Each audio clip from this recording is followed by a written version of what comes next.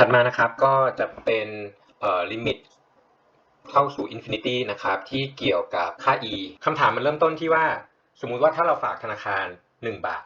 โดยที่ดอกเบี้ยเนี่ยก็จะเป็น 100% นะครับเพราะฉะนั้นถ้าฝาก1บาทไปจนสิ้นปีเราก็จะได้ดอกเบี้ยอีก1บาทคำถามก็คือถ้าเกิดว่าเราแบ่งการจ่ายดอกเบี้ยออกเป็น2ครั้งนั่นหมายความว่าฝากเงิน1บาทพอครึ่งปีปุ๊บให้ดอกเบี้ยไปก่อน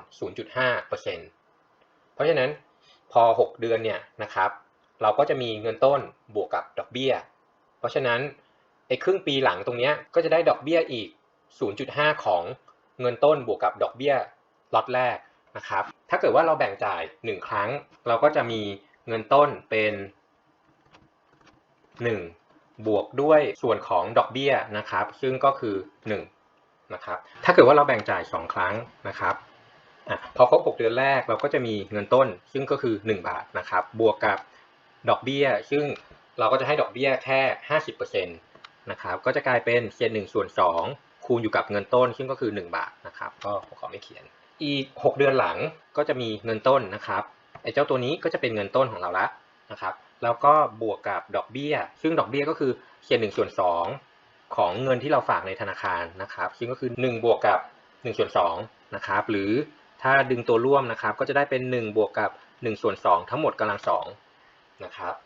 เพราะฉะนั้นถ้าเกิดว่าเราแบ่งจ่าย3ครั้งต่อปีนะครับก็ลักษณะคล้ายกันครับเราก็จะได้เป็น1บวกกับ1ส่วน3ทั้งหมดกำลัง3ลักษณะแบบนี้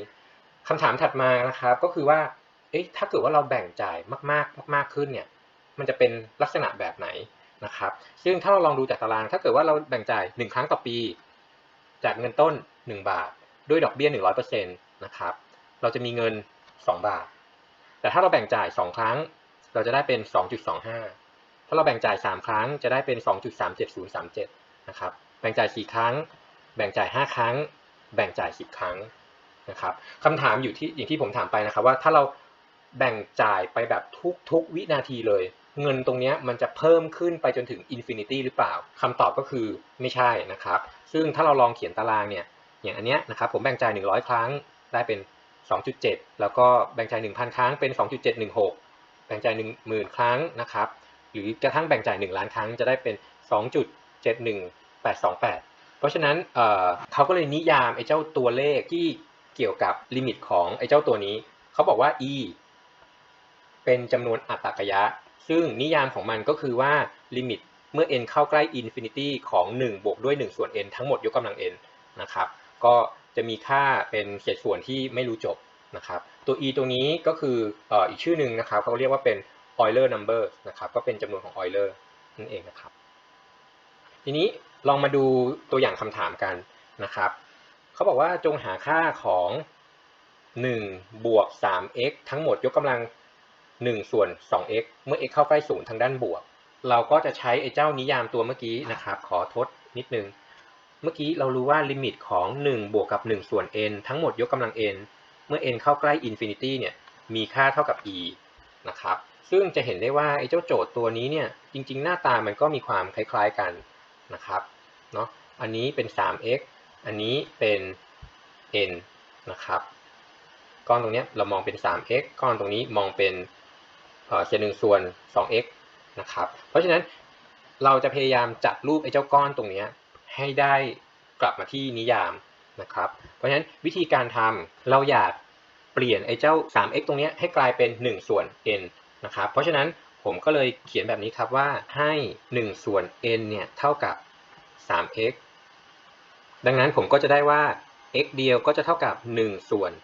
3n และ n เท่ากับ1ส่วน 3x เนื่องจากว่า x ของเราเนี่ยมีค่าเข้าใกล้0ทางด้านบวกนะครับเพราะฉะนั้นผมก็เลยได้ว่าไอ้เจ้าตัวนี้นะครับซึ่งก็คือ n ของเรานั่นเองนะครับเจ้าก้อนนี้เข้าใกล้0ทางด้านบวกผมก็เลยได้ว่าn เนี่ยมันเข้าใกล้ infinity เพราะฉะนั้นลิมิตของ1บวก 3x ทั้งหมดยกกำลังเศษ1ส่วน 2x เมื่อ x เข้าใกล้0ด้านบวกก็เลยเท่ากับลิมิตของ1บวกด้วย1ส่วน n นะครับและก็เนื่องจาก x ของเราก็คือ1ส่วนด้วย 3n เพราะฉะนั้นก็เอามาแทนค่านะครับแล้วก็อย่าลืมเปลี่ยนตัวแปรด้วยนะครับเป็นสนใจตัว n ละงั้นจัดรูปครับก็เป็นลิมิตของ1บวกด้วย1ส่วน n ทั้งหมดยกกำลัง 3n ส่วน2เพราะฉะนั้นผมก็ทำการดึงไอ้เจ้ายกกำลัง3ส่วน2เนี่ยนะครับออกไปด้านนอกโดยใช้คุณสมบัติของเลขชี้กำลังนะครับก็จะได้กลายเป็นลิมิตของ1บวกด้วย1ส่วน n ทั้งหมดยกกำลัง n แล้วก็ทั้งหมดทั้งมวลยกกำลัง3ส่วน2เมื่อ n เข้าใกล้อินฟินิตี้นะครับแล้วก็อย่างที่บอกครับว่าเราสามารถเทคลิมิตเข้าไปได้นะครับเพราะว่าลิมิตของไส้ข้างในตรงนี้มันมีค่าที่เรารู้อยู่แล้วนะครับเพราะฉะนั้นพอเราเทคลิมิตเข้าไปเราก็จะได้ข้างในเป็น e ยกกำลัง3ส่วน2นั่นเองนะครับเพราะฉะนั้นข้อนี้ก็เลยตอบ e ยกกำลัง3ส่วน2ถัดมานะครับก็จะเป็นลิมิตของ exponential function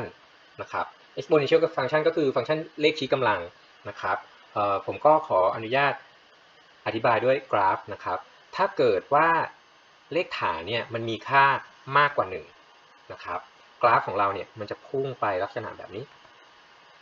เริ่มจากด้านซ้ายเกือบจะ0นะครับแล้วก็พุ่งขึ้นอย่างรวดเร็วแต่ถ้าเกิดว่าเลขฐานของเราเนี่ยมันมีค่าอยู่ระหว่าง0กับ1กราฟของเราเนี่ยมันจะค่อยๆพุ่งลงมาแรกๆพุ่งลงเร็วมากเลยหลังๆจะพุ่งเลียด0ไปเรื่อยๆนะครับก็คือลดลงแหละแต่ยังลดลงช้าลงเรื่อยๆนะครับซึ่งจากกราฟตรงนี้กราฟทั้ง2อันนี้นะครับทำให้เราได้ว่า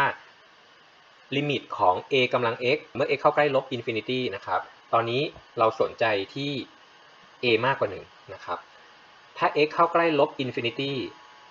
ลิมิตของมันก็ต้องมีค่าเท่ากับ0นั่นเองนะครับแล้วก็ถ้า x เข้าใกล้อินฟินิตี้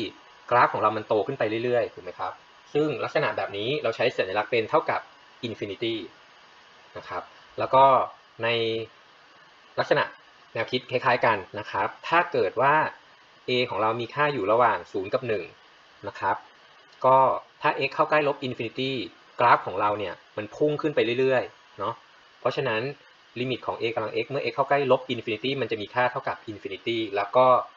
ถ้าเกิดว่าเป็นลิมิตของ x เข้าใกล้อินฟินิตี้ก็จะมีค่าเท่ากับ0นั่นเองเพราะว่ากราฟของเรามันค่อยๆเลียด0ไปเรื่อยๆนะครับเดี๋ยวเราก็จะใช้ไอ้เจ้าคุณสมบัติ4ข้อเหล่านี้นะครับมาช่วยในการหาค่าของลิมิต